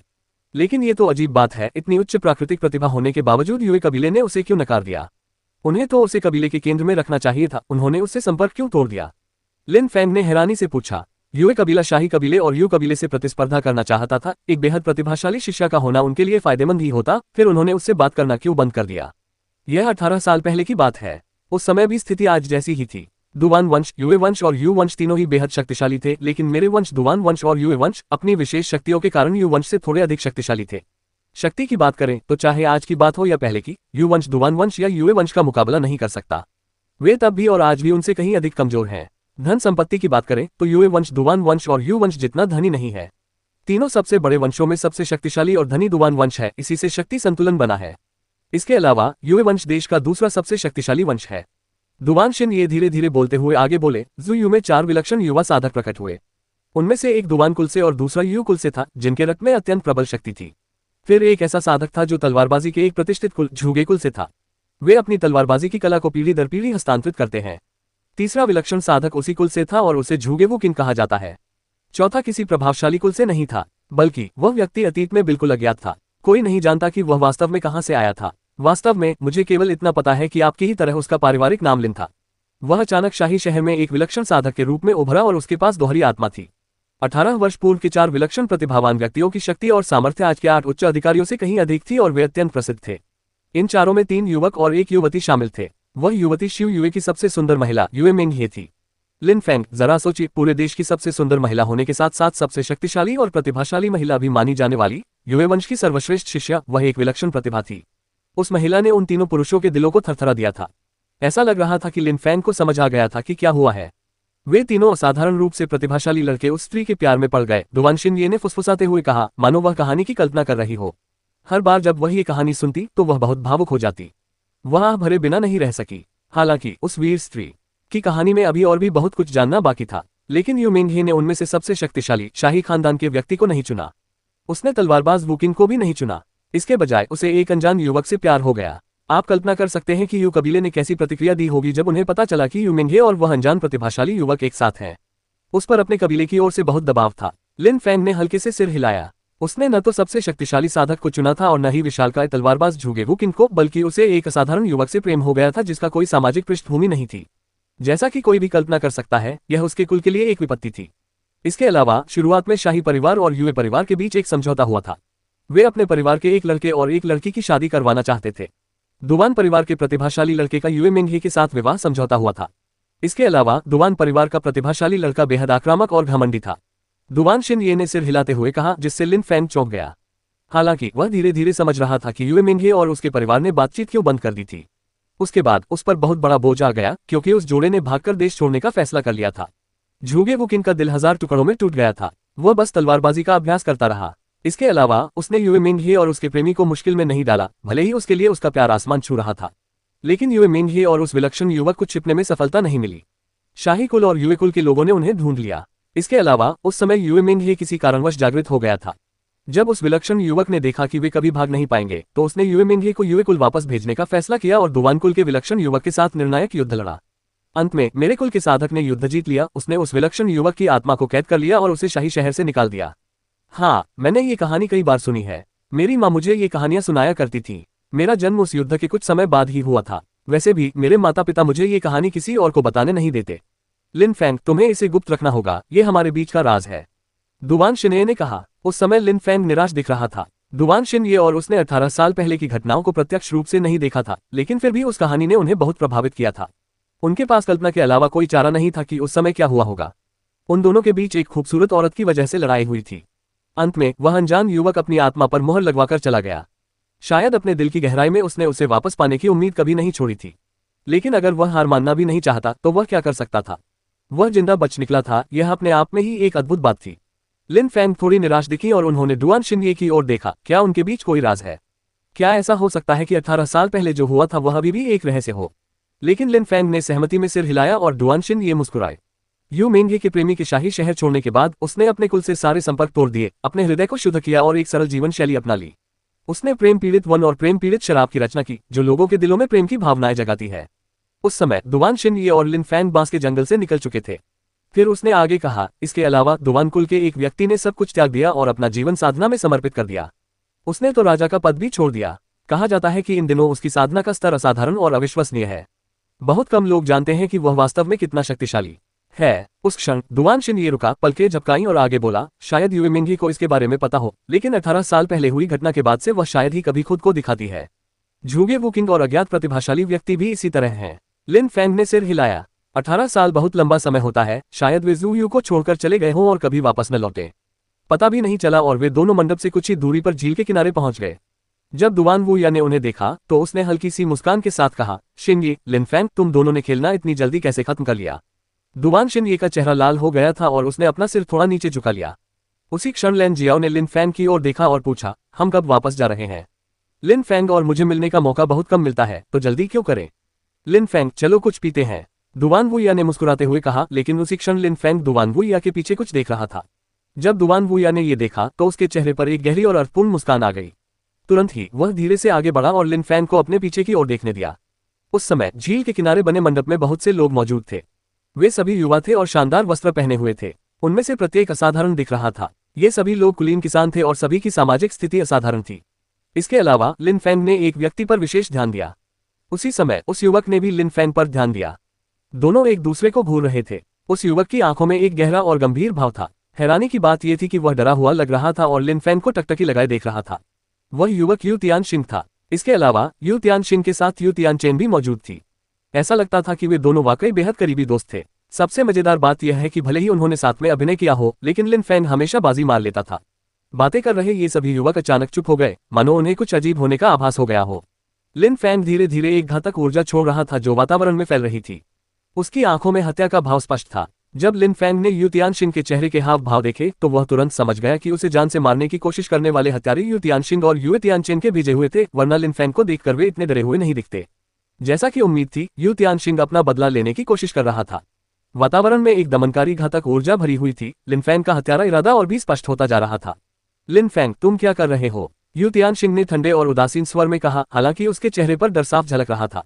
आप क्या कर रहे हो? लिन फैंग ने कुछ नहीं कहा और मंडप की ओर चल पड़ा। लंबे पुल पर चलते हुए लिन फैंग की ऊर्जा सघन और अधिक शक्तिशाली होती जा रही थी। यू तियानशिन ने दांत पीसते हुए लिन फैंग को घूरना शुरू कर दिया। कितनी भयानक घातक ऊर्जा है! उस घातक ऊर्जा के प्रभाव में यू तियानशिन सिर से पैर तक कांपने लगा। वह ठंडे पसीने से तरबतर हो गया। उस समय लिन फैंग बेहद खूंखार दिख रहा था, मानो वह किसी भी क्षण हत्या करने वाला हो। लिन फैंग, मेरा पारिवारिक नाम यू है, याद रखना कि मैं यू वंश से हूँ। यू तियानशिन ने यह देखकर कहा कि लिन फैंग कोई प्रतिक्रिया नहीं दे रहा है। जब भीड़ ने यू तियानशिन की बात सुनी तो वे सब स्तब्ध रह गए। ऐसा लग रहा था कि यू तियानशिन लिन फैंग से बेहद डरा हुआ था, वरना वह कभी ऐसी बात नहीं कहता। मुझे पता है, लिन फैंग ने आखिरकार जवाब दिया, लेकिन उसकी घातक ऊर्जा गायब नहीं हुई। यू तियानशिन ने लिन फैंग को टकटकी लगाकर देखा और कहा, चूंकि आप समझते हैं तो आप शायद जानते होंगे कि अगर मुझे कुछ हुआ तो यू वंश बहुत क्रोधित होगा। इसके अलावा हम कोई साधारण वंश नहीं है। मुझे आशा है कि आप इन बातों पर गहराई से विचार करेंगे। यू तियानशिन लिन फैंग को सब कुछ इस तरह समझा रहा था मानो उसे डर हो कि लिन फैंग उसकी हैसियत और यू कबीले की ताकत के बारे में नहीं जानता हो। यू तियानशिन लिन फैंग से बहुत डरा हुआ था, हद से ज्यादा डरा हुआ। लिन फैंग द्वारा पहली बार हमला किए जाने के बाद से ही वह उससे गहरी नफरत करता था। नफरत की वजह से वह लगातार लिन फैंग को मारने के लिए लोगों को भेज रहा था। और वह डरा हुआ था क्योंकि लिन फैंग बेहद लापरवाह था। लिन फैंग को पागल कहा जा सकता था। उसे अंजाम की कोई परवाह नहीं थी। उसने दुआन हान को मारने की भी हिम्मत की थी और वेनरेन यान और दुआन यू की शादी में भी हंगामा खड़ा किया था, जहां उसने वेनरेन यान और दुआन ली को जान से मारने की कोशिश की थी। इसलिए यू तियानशिन लिन फैंग से डरता था। अगर लिन फैंग गुस्से में आ जाता तो वह उसे मौके पर ही मार डालता। मुझे पता है, लिन फैंग ने पहले की तरह ही ठंडे लहजे में कहा, मानो बिल्कुल भी विचलित न हुआ हो। क्योंकि तुम्हें पता है तो दूर हट जाओ, यू तियानशिन ने कहा, जो जाना तो चाहता था लेकिन हिम्मत नहीं कर पा रहा था क्योंकि लिन फैंग पुल पार कर रहा था। वह लिन फैंग के पास बिल्कुल नहीं जाना चाहता था। अगर लिन फैंग सचमुच उसे मारना चाहता तो वह वहां से निकल नहीं पाता। वह इस समय शेर की मांद में फंसे मेमने की तरह था। हट जाओ, लिन फैंग ने ठंडी मुस्कान के साथ कहा। उसकी घातक ऊर्जा कमजोर नहीं हो रही थी, बल्कि और भी हिंसक होती जा रही थी। बढ़ती हुई घातक ऊर्जा के कारण यू तियानशिन का शरीर अकड़ गया। उसे ऐसा लगा जैसे वह जम रहा हो। चूंकि आप जानते हैं कि मेरा पारिवारिक नाम यू है, और आप ये भी जानते हैं कि यू वंश का बहुत प्रभाव और शक्ति है, और चूंकि आप ये भली भांति समझते हैं कि यदि आप मुझे छूते हैं तो इसके गंभीर परिणाम होंगे, तो आप दूर क्यों नहीं हट रहे हैं। यू तियानशिन की आवाज से ऐसा लग रहा था मानो वह लिन फैंग को धमकी दे रहा हो। उस समय स्थिति सुरक्षित नहीं थी और उसे आसन्न खतरे का आभास हो रहा था। इसी खतरे को भांपते हुए वह लिन फैंग को धमकी दे रहा था और उम्मीद कर रहा था कि लिन फैंग उसे भागने का रास्ता दे देगा। लेकिन लिन फैंग पहले की तरह ही अविचलित था। वह बिल्कुल स्थिर खड़ा रहा, मानो कोई भी चीज उसे वहां से जाने के लिए मजबूर नहीं कर सकती। वातावरण में घातक ऊर्जा का हिंसक उतार चढ़ाव हो रहा था। उस समय यू तियानशिन के पीछे बाकी लोग एक दूसरे की ओर देख रहे थे। अफवाहों के मुताबिक लिन फैंग पागल हो गया था। यू तियानचेन भी लिन फैंग को घूर रहा था और भौहें चढ़ा रहा था, खासकर जब उसने देखा कि लिन फैंग और दुवानशिन ये एक साथ आ गए हैं। उसका दिल दर्द से भर गया। दुवान कबीले और युए कबीले के बीच हुए विवाह समझौते के कारण वह हमेशा से दुवानशिन ये का पति बनने की ख्वाहिश रखता था, लेकिन दुवानशिन ये को उसमें जरा भी दिलचस्पी नहीं थी, जबकि लिन फैंग उसके साथ काफी अंतरंगता से पेश आ रहा था। युए तियानचेन क्रोधित था। वह भी लिन फैंग को मरते देखना चाहता था, लेकिन लिन फैंग लगातार और अधिक शक्तिशाली होता जा रहा था। यहाँ तक कि जुबान क्यू स्तर के साधक भी उसे मार नहीं पा रहे थे। जिस बात से वह बेहद भयभीत था वह ये थी कि उसे कभी पता नहीं चलता था कि लिन फैंग क्या सोच रहा है। उसे नहीं पता था कि लिन फैंग उस पर कब हमला कर देगा। लिन फैंग ने यू तियानशिन को कोई जवाब नहीं दिया और चुप रहा। वो पुल पर बिना हिले डुले खड़ा रहा और लगातार अपनी घातक ऊर्जा उत्सर्जित करता रहा जो वातावरण में व्याप्त थी। किसी को नहीं पता था कि वह क्या सोच रहा है। यू तियानशिन और अन्य लोग भी चुप रहे। इतने खुले स्थान में ये चुप्पी भयावह थी। दुवान वू या उदासीन और भावहीन दिख रहा था। वह शांति से दृश्य देख रहा था। ऐसा लग रहा था मानो इन सब बातों का उससे कोई लेना देना नहीं है। इसके अलावा लेन जियाओ ने दुवान वू या को देखा और उसके भावहीन चेहरे के बावजूद वह समझ गई कि वह अपने दिल की गहराई में क्या सोच रहा है। उस समय तक वह समझ चुकी थी कि लिन फैंग और यू तियानजिन दुश्मन थे। इसके अलावा कुछ समय पहले दुवान वू या यू तियानशिन और अन्य लोगों के साथ कुछ समय बिता रही थी। ऐसा लग रहा था कि वे भी दोस्त थे। लेकिन लिन फैंग को दुवान वू या ने आमंत्रित किया था और उस समय जो कुछ हो रहा था उससे वह ये भी जानता था कि लिन फैंग और यू तियानशिन दुश्मन थे, लेकिन उसने जानबूझकर उनकी मुलाकात करवाई थी। उसके मन में कुछ खास इरादा था। बेशक लेन जियाओ को पूरा यकीन था कि लिन फैंग को भी इस बात की जानकारी थी, लेकिन वह लिन फैंग के मामलों में दखल नहीं देना चाहती थी। वैसे भी वह ऐसा कर ही नहीं सकती थी। कुछ देर तक सन्नाटे भरे वातावरण में दमनकारी ऊर्जा छाई रही और अंत में लिन फैंग के होंठ हिले और उसने कहा, क्या आप यू वंश के सदस्य हैं? यू तियानशिन हैरान था। उसने सोचा भी नहीं था कि लिन फैंग इतनी बेवकूफी भरी बात कहेगा, लेकिन फिर भी उसने सिर हिलाकर कहा, जी हाँ, मैं यू वंश का सदस्य हूँ और उनकी नस्ल का खून मेरी रगों में दौड़ता है। आपका कुल यू कुल बहुत शक्तिशाली और प्रभावशाली है ना? लिन फैंग ने फिर जवाब दिया। बिल्कुल। यू तियानशिन ने सिर हिलाया। लिन फैंग की आंखों में हत्या का भाव भरा हुआ था और उसने आगे कहा, तुम्हारी रगों में यू वंश का खून बह रहा है और यू वंश अत्यंत शक्तिशाली है। और तुम यू तियानशिन मुझे मारना चाहते हो, तो क्या मुझे तुम्हें मारने से पहले ही मार नहीं देना चाहिए? अगर तुमने मुझे मार डाला तो यू वंश तुम्हें कभी नहीं छोड़ेगा। लिन फैंग की ये बात सुनकर यू तियानशिन कांपने लगा। जब मेरा इरादा तुम्हें मारने का नहीं था तो क्या तुमने मुझे छोड़ दिया? लिन फैंग ने ठंडे स्वर में पूछा। जब तुम मुझे मारना चाहते थे और तुमने मुझे कभी छोड़ा भी नहीं, तो मौका मिलने पर मैं तुम्हें क्यों न मारूं? क्या तुम्हें लगता है कि मैं बिना पलटवार किए सिर्फ तुम्हारे द्वारा मारे जाने का इंतजार कर सकता हूं? भीड़ अचंभित थी। दरअसल चाहे लिन फैंग ने उसे मारा हो या नहीं, यू तियानशिन और यू कबीले का उसे छोड़ने का कोई इरादा नहीं था। तो फिर लिन फैंग यू तियानशिन को क्यों छोड़ता? चाहे कुछ भी हो जाए, ऐसी परिस्थितियों में केवल एक ही संभव विकल्प था, मार डालना। तियानशिन ने अपनी आंखें सिकोड़ ली और एक विषैले सांप की तरह दिखने लगा। क्या तुम्हारा मतलब यह है कि तुम मुझे मारना चाहते हो? सचमुच तुम्हारे पास कोई रास्ता नहीं है। मैं तुम्हें आज ही मार डालूंगा, वरना मैं काय से बेहतर नहीं हूं। लिन फैंग ने ठंडे और उदासीन स्वर में कहा। तो फिर तुम मुझ पर हमला क्यों नहीं कर रहे हो? यू तियानशिन ने पूछा। लिन फैंग काफी देर से वहीं खड़ा था, लेकिन वह केवल घातक ऊर्जा छोड़ रहा था और पुल के छोर पर स्थिर खड़ा था। क्योंकि मैं तुम्हें एक मौका देना चाहता था, लिन फैंग ने ठंडे और उदासीन स्वर में कहा। मैंने तुम्हें बोलने का मौका दिया, लेकिन दुर्भाग्य से तुम बस मुझे धमका रहे हो और अपने कुल की ताकत का बखान कर रहे हो। जब बात ऐसी ही है तो और क्या कहने की जरूरत है? लिन फैंग ने अपनी बात खत्म करते हुए धीरे धीरे यू तियानशिन की ओर चलना शुरू किया। लिन फैंग ने कुछ क्षण पहले यू तियानजिन को एक मौका दिया था। उस थोड़े समय के दौरान वह यू तियानजिन के माफी मांगने और अपनी गलती सुधारने का इंतजार कर रहा था। यू वंश बेहद शक्तिशाली था। लिन फैंग उनसे लड़ नहीं सकता था, इसलिए उसे और समय चाहिए था। वह इतनी जल्दी यू वंश को उकसाना नहीं चाहता था, यह उसके लिए फायदेमंद नहीं होता। दुर्भाग्यवश यू तियानशिन ने माफी मांगने के बारे में सोचा तक नहीं था। वह केवल लिन फैंग को धमकी दे रहा था और यू कबीले की ताकत का बखान कर रहा था, लेकिन इससे लिन फैंग और भी क्रोधित हो गया। यू कबीला कितना भी शक्तिशाली क्यों ना हो, क्या इसका मतलब यह था कि लिन फैंग चुपचाप बैठा रहेगा और यू तियानशिन को उसे मार डालने देगा? क्या लिन फैंग बिना पलटवार किए यू कबीले द्वारा मारे जाने का इंतजार कर सकता था? जब यू तियानशिंग ने लिन फैंग की बात सुनी तो वह कांपने लगा। लिन फैंग ने उसे पहले ही एक मौका दे दिया था। कुछ क्षण पहले चाहे लिन फैंग यू तियानशिंग को मारना चाहता हो या नहीं, यू वंश उसे किसी भी हालत में नहीं छोड़ेगा। इसलिए चूंकि यू तियानशिंग न तो माफी मांग रहा था और न ही सुलह कर रहा था, लिन फैंग के पास कोई और विकल्प नहीं बचा था। कुछ क्षण पहले यू तियानशिंग के मन में क्षमा मांगने और माफी की भीख मांगने का विचार आया था, लेकिन ये क्षण भर का ही था। वह अपनी इज्जत दांव पर नहीं लगाना चाहता था, इसलिए उसने लिन फैंग को धमकाने और यू कबीले की ताकत का बखान करने का सहारा लिया। हालांकि वह लिन फैंग से डरा हुआ था, फिर भी उसके अवचेतन मन में यह विश्वास था कि लिन फैंग उसे मारने की हिम्मत नहीं करेगा, क्योंकि वह यू कबीले का सदस्य था और इस नाते उसे कबीले की गरिमा की रक्षा करनी थी। लेकिन उसी क्षण उसे महसूस हुआ कि लिन फैंग की घातक ऊर्जा और भी हिंसक हो गई है। उसका आत्मविश्वास टूटने लगा था। लिन फैंग ऐसा व्यक्ति था जो उसे मारने की हिम्मत कर सकता था। उसने लिन फैंग को देखा जो धीरे धीरे उसकी ओर बढ़ रहा था। लिन फैंग का हर कदम ऐसा लग रहा था मानो वह यू तियानशिंग के दिल पर कदम रख रहा हो, उसकी मान्यताओं को चकनाचूर कर रहा हो। लिन फैंग, यू तियानशिंग ने अंततः अपना मुंह खोला और अपनी ओर आते हुए लिन फैंग को देखते हुए कहा, लिन फैंग, अगर तुम मुझे नहीं मारोगे तो मैं गारंटी देता हूं कि आज से तुम्हें यूकुल से कभी कोई समस्या नहीं होगी। लिन फैंग चलना बंद करके रुक गया। उसने यू तियानशिंग की ओर देखा और ठंडी मुस्कान दी। तुम बहुत अहंकारी हो, आज मैं मौके दे रहा हूं, न कि तुम। मैंने तुम्हें एक अवसर दिया था लेकिन तुमने उसे गंवा दिया, इसलिए अब बहुत देर हो चुकी है। लिन फैंग फिर यू तियानशिंग की ओर चलने लगा, जिससे यू तियानशिंग का दिल दर्द से तड़प उठा। लिन फैंग ने उसे एक मौका दिया था, लेकिन उसने गलत रास्ता चुन लिया था, इसलिए अब किसी भी तरह के समझौते की गुंजाइश नहीं थी। लिन फैंग, तुम यू कबीले के प्रकोप का सामना कभी नहीं कर पाओगे, यू तियानशिंग ने दांत पीसते हुए कहा। उसका चेहरा और भी ज्यादा गुस्से से कांप रहा था। लिन फैंग ने उसे पूरी तरह से अनदेखा कर दिया, क्योंकि उस पर और शब्द बर्बाद करना अनावश्यक था।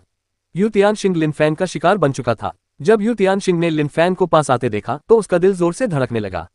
एक घातक ऊर्जा ने उसे पूरी तरह से घेर लिया। लिन फैंग वास्तव में यू तियानशिंग को मारना चाहता था। बाकी लोग भी अवाक रह गए। क्या लिन फैंग यू कबीले को नाराज करने और यू तियानशिंग को मारने की हिम्मत करेगा? यू तियानचेन थोड़ा पीछे हट गया। इस बार वह यू तियानशिंग का साथ नहीं देगा। वह यू तियानशिंग को अकेला छोड़ रहा था, जिसे लिन फैंग के प्रकोप का सामना अकेले ही करना पड़ेगा। यू तियानचेन की आंखों में चमक थी और उसने ठंडी मुस्कान के साथ कहा, यू तियानशिंग और यू तियानचेन बिल्कुल भी दोस्त नहीं थे। अगर वे साथ थे तो इसका कारण उनका साझा दुश्मन लिन फैंग था। वे दोनों लिन फैंग से नफरत करते थे और दोनों उसकी मौत की कामना करते थे। लेकिन उस समय लिन फैंग यू तियानशिंग को जान से मारना चाहता था। हालांकि यू तियानचेन ने न केवल उसे रोकने की कोशिश नहीं की, बल्कि मन ही मन हंस भी रहा था। अगर लिन फैंग यू तियानशिंग को मार देता तो यू कुल क्रोधित हो जाता। लिन फैंग यू कबीले का सामना नहीं कर पाएगा। अगर यू तियानजिन की मृत्यु हो गई तो लिन फैंग को कोई नहीं बचा पाएगा, यहां तक कि दूसरा राजकुमार भी नहीं। यू वंश अपने किसी भी सदस्य को बिना कुछ किए मारे जाने की अनुमति कभी नहीं देगा। इसलिए यदि लिन फैंग ने यू तियानजिन की हत्या की तो वह स्वयं मृत्यु को दावत दे रहा था। यू तियानचेन इस बात से बेहद खुश थी। जब यू तियानशिंग को एहसास हुआ कि यू तियानचेन उससे दूर जा रहा है तो उसका दिल निर्मम हो गया। वह कमीना उसे लिन फैंग के हाथों मरवाने के लिए छोड़ रहा था। उस समय यू तियानशिंग अकेले रह जाने से बेहद दुखी था। लिन फैंग उसे जान से मारना चाहता था और कोई उसकी मदद नहीं कर रहा था। इन दिनों लिन फैंग को रोकने की शक्ति किसके पास थी? इसके अलावा यू तियानजिन को इस बात का पूरा ज्ञान था कि ठीक यही स्थिति उत्पन्न हो सकती है, लेकिन उसने आश्चर्यजनक रूप से सोचा कि यू कबीले की शक्ति और प्रभाव लिन फैंग को डराने के लिए पर्याप्त होगा। लिन फैंग, अगर तुम्हें अब भी मेरी बात पर भरोसा नहीं है तो मैं कसम खाकर कहता हूं कि अगर तुम मुझे छोड़ दोगे तो मेरा कबीला फिर कभी तुम पर हाथ नहीं उठाएगा, यू तियानशिंग ने घबराते हुए कहा। उस पल वह पूरी तरह से बेबस महसूस कर रहा था। लिन फैंग उससे सिर्फ 10 कदम दूर था। अंततः उसे एहसास हुआ कि आज उसकी मृत्यु हो सकती है। मृत्यु की गंध अत्यंत तीव्र थी। यू तियानशिंग जानता था कि वह किसी भी क्षण मर सकता है। लिन फैंग ने उसे नजरअंदाज कर दिया। पहले की तरह वातावरण में एकमात्र ध्वनि लिन फैंग के कदमों की थी, जो यू तियानजिन के दिल में गहराई तक गूंज रही थी। जिस क्षण वह मरने वाला था, क्या लिन फैंग वास्तव में समझौते के बारे में उसके द्वारा कही गई एक भी बात पर विश्वास करेगा? उसने बहुत सारी गलतियां की थीं और कभी सुलह करने की कोशिश नहीं की। लिन फैंग उसे अब और कोई मौका नहीं देगा। लिन फैंग आखिरकार रुक गया। वह यू तियानशिंग से केवल 7 कदम दूर था। ऐसा लग रहा था जैसे सब कुछ इतनी तेजी से हुआ हो और वह पलक झपकते ही वहां प्रकट हो गया हो। उसी समय लिन फैंग के शरीर के चारों ओर सूर्य के प्रकाश के समान एक चकाचौंध भरी रोशनी प्रकट हुई और वह भयावह हत्या के इरादे और घातक ऊर्जा से भरी हुई थी। क्लॉप क्लॉप, यू तियानशिंग धीरे धीरे पीछे हट रहा था। जब उसने लिन फैंग की ऊर्जा को महसूस किया तो उसका दिल मानो जम गया। लिन फैंग की ची ऊर्जा में जुवांची स्तर की शक्ति थी। लिन फैंग पहले ही लिंची स्तर के बंधनों से मुक्त होकर जुवांची स्तर तक पहुंच चुका था। उस समय लिन फैंग अत्यंत शक्तिशाली था। इसमें कोई हैरानी की बात नहीं कि वे सभी लोग कभी वापस नहीं लौटे। यू तियानशिंग का दिल बेरहमी से धड़क रहा था। उसका दिल नफरत से भरा हुआ था। यू तियानशिंग ने लिन फैंग को मारने के लिए केवल प्रथम जुवांची स्तर के साधकों को ही भेजा था। यू वंश के 5वें युवा स्वामी के रूप में प्रथम जुवांची स्तर से ऊपर के साधकों पर उसका कोई अधिकार नहीं था, इसलिए वह लिन फैंग को सफलतापूर्वक मार नहीं पाया था। उसने मूर्खता से खुद को उस स्थिति में डाल दिया था। लिन फैंग के हाथ में शुद्ध चीज से बनी एक तलवार प्रकट हुई। यू तियानशिंग ने हड़बड़ी में चिल्लाकर कहा, तुम मुझे मार नहीं सकते। यू वंश तुम्हें कभी नहीं छोड़ेगा। तुम घमंडी और मूर्ख हो, लिन फैंग ने सिर हिलाते हुए कहा। शुद्धची से बनी अपनी तलवार को धीरे से उठाते हुए उसने कहा, भले ही मैं तुम्हें न मारूं, यू वंश मुझे कभी नहीं छोड़ेगा। चूंकि यू वंश हमेशा मेरा दुश्मन रहेगा और आज की घटनाओं को देखते हुए मैं तुम्हें कैसे जीवित रहने दे सकता हूं। उस समय सबकी निगाहें लिन फैंग की शुद्धची ऊर्जा से बनी तलवार पर टिकी थी। अगर वह तलवार हिलती तो यू तियानशिन की मौत हो जाती।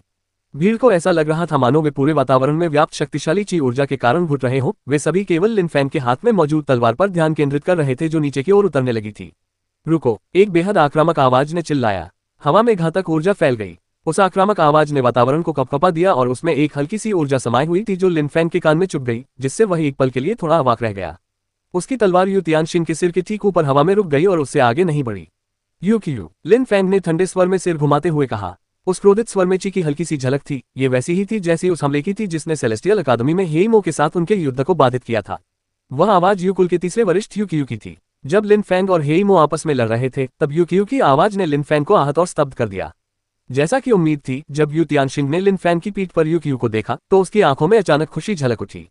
उसने दहाड़ते हुए कहा, तीसरे चाचा, मुझे बचाओ। चिल्लाने वाला वास्तव में यू क्यू ही था। वो पुल पर चल रहा था और उसके साथ दो लोग थे, एक उसके बाईं ओर और दूसरा दाईं ओर। वे सभी अत्यंत शक्तिशाली ची ऊर्जा उत्सर्जित कर रहे थे। वे तीनों साधक जुबान क्यू स्तर के थे और सभी यू वंश से संबंधित थे। इस बार लिन फैंग का भाग्य साथ नहीं दे रहा था। हो सकता है कि आज वास्तव में लिन फैंग की ही मृत्यु हो जाए। बहुत से लोग सोच रहे थे कि लिन फैंग ने पहले ही यू कबीले को नाराज कर दिया है। रुकें, भीड़ के सोचने के बीच लिन फैंग ने कहा। लिन फैंग की आवाज ठंडी बर्फीली थी। इसके अलावा उसी समय लिन फैंग का हाथ लगातार हिलता रहा और उसकी तलवार थोड़ी नीचे खिसक गई, जिससे यू तियानजिंग ने आंखें बंद करते हुए एक भयानक चीख मारी। यू क्यू और बाकी दो लोग इतने चौंक गए कि वे अपनी जगह पर ही रुक गए।